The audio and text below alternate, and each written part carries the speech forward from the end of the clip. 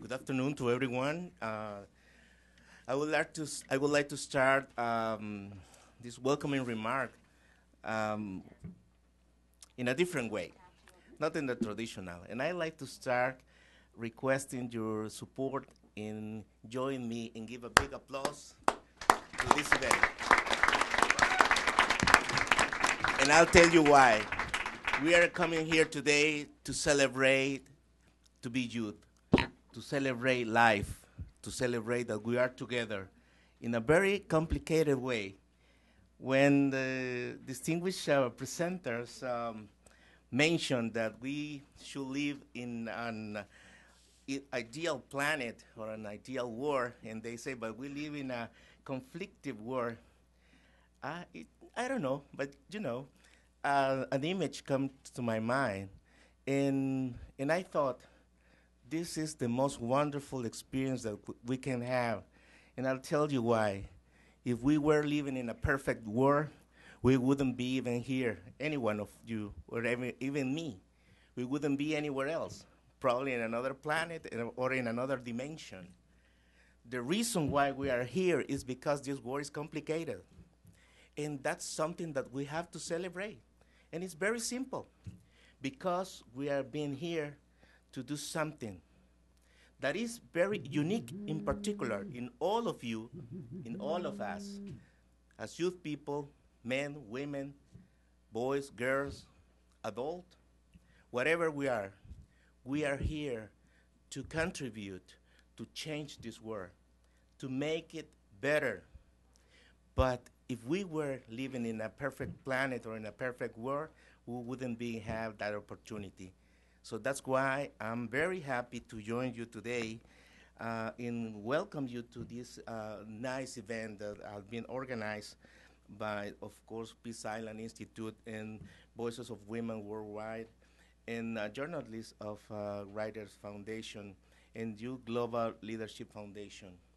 But I would like to add, of course, not appearing here, that the presence of El Salvador representative in this meeting is because we are also actively supporting and like to join you and sponsor this event, at least with our presence.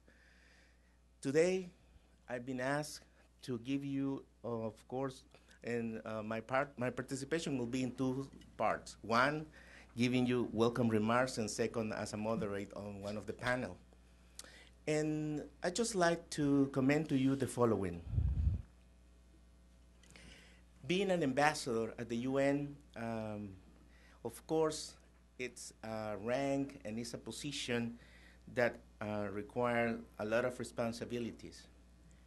But also, if you believe that you can make a difference in this world, is the best place to be. Now, of course, you may say, yeah, Ambassador, you're right, but because you are there.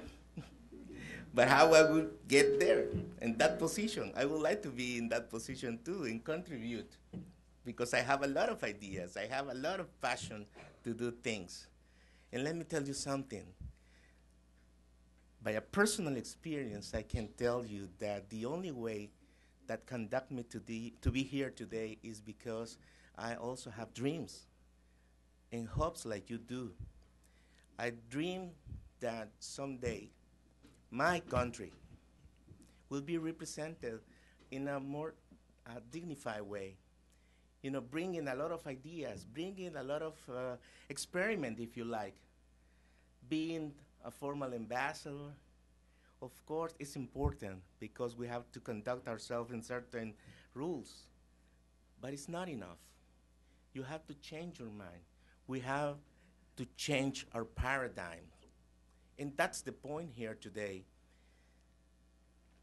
If you think about what's, difficult is the running international business in today's world, you may consider, of course, you have to study a lot. This is something that we can't avoid, unfortunately. That's the bad news of this speech.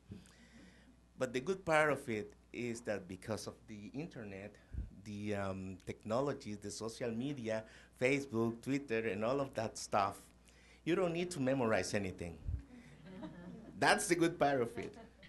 What I think we all need to do is to learn to think, to have common sense, and to understand that the world we are living, of course, it's based on old paradigms, based on competition. If you take a look at those old history books, you will see that many wars on our planet, including the war in El Salvador that we suffered 12 years since 1980 to 1992, was based on this old paradigm of competition. The task that you and I have in front of us is to shift this paradigm to a new one. And this new paradigm should be cooperation, but not the traditional way in which we believe cooperation is lying on during this current era, meaning that the rich countries give money to the poor countries. That's charity, perhaps, or that we can call different names. That's not cooperation. Cooperation means that two equal persons, two equal states, two equal countries, based in dignity and human rights, respect of all, have the chance to share on an equal basis everything that we have and everything that we need.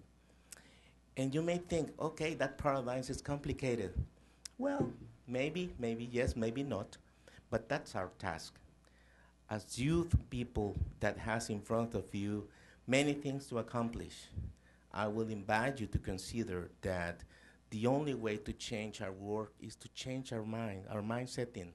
And that starts by shifting our paradigm. And I'm proposing for you to consider it that that new paradigm should be based in cooperation, but a cooperation that treats everyone as equal human being, a new paradigms that give us the opportunity to see each other face and eyes freely, free of fear, freedom of anything that can catch our imagination. If you look at the new technology, somebody may think that these computers were able to do or to think by themselves, or they are going to save us to think. I'll invite you to reconsider that idea. Computers, technology is just a tool. But the one behind the tools are our human brains and our human hearts. If we disconnect our mind and our hearts, we are in trouble. We will have and we will repeat what we already have since the time man was created until now, war. But if we connect our minds and our heart, we will create a new paradigm. And that's the challenge that we have in front of us. You, the youth people, have the opportunity to do so. Please involve in international business. That's not, something just for the adults or for the people who deserve to be in this higher position. It's something that is close to you, close to me. If we look at the Charter of the United Nations, we may find on the preamble, we, the people of the United Nations, are going or getting together to avoid war. And that phrase, that sentence is related to us. It's related to us because posed a challenge. And when I read the title of this event today, Youth Leadership Perspective on Challenges of the World Children, challenges are the same. Poverty, lack of education, lack of health care, poor conditions. And all these conditions that respond to the shift or the paradigm based on competition need to be overcome. Let me give you just one example, probably a humble example. Tomorrow, and I invite all of you, my permanent mission together with several organizations represented here, including Helping Hands and others, we're going to have an art exhibition in our mission. But this is not a traditional art exhibition. What we are doing is to connecting directly our permanent mission to a very poor school in El Salvador called Centro Escolar Distrito Italia. This school is in a rural area and has a particular challenge, a very contemporary challenge, if you like. This school, literally speaking, is in the middle of a two gangs rival confrontation. And these gangs, you may heard about MS-13 or Mara Salvatrucha. They, of course, come from El Salvador, my country, and are the most powerful gangs, youth gangs across the planet.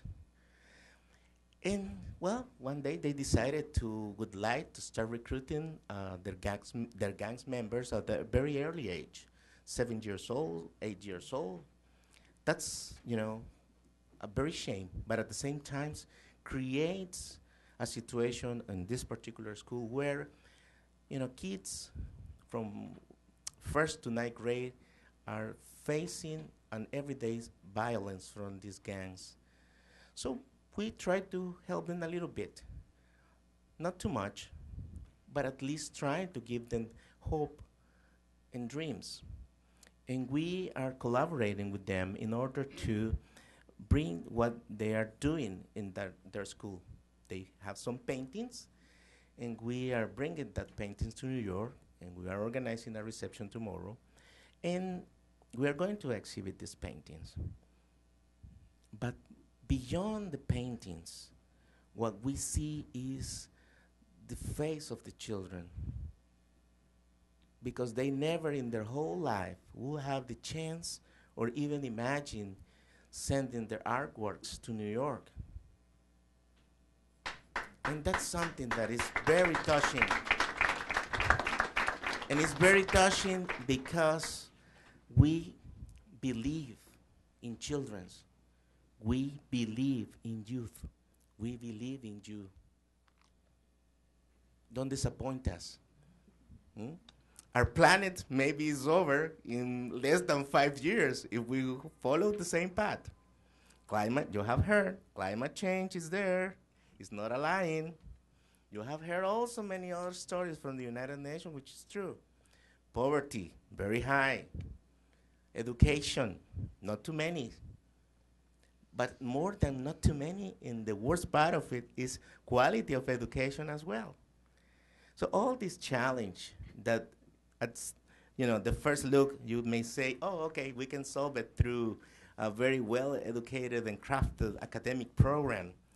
Let me give you bad news. It's not that simple than that.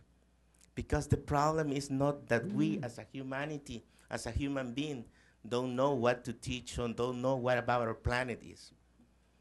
You know what the difference is or where the problem lies? It's like here, in our heart, in our mind, and in our heart. That's why my main message to you today is, since you are here and you are looking at the United Nations in front of you, just don't be just observers. Be active participants. That's the key message. Thank you.